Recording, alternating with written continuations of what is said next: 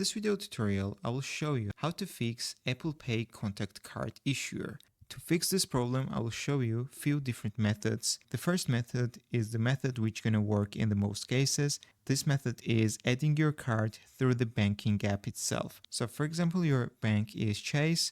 Just download the Chase mobile app into your device, open the app and do it through the Chase mobile app. There will be an option to add in the Apple Wallet.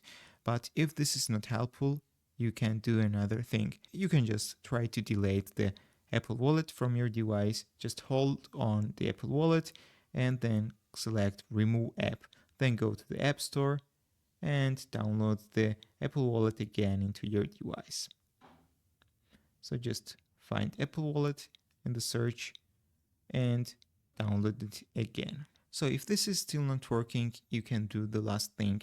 You can go to the settings on your mobile phone, then go to General, then you need to go to the language and region settings and make sure that it is set to the correct region, and also make sure that your card is from the same region. So that's all I want to show you in the short video tutorial. If this video was helpful for you, don't forget to click the like button and don't forget to subscribe.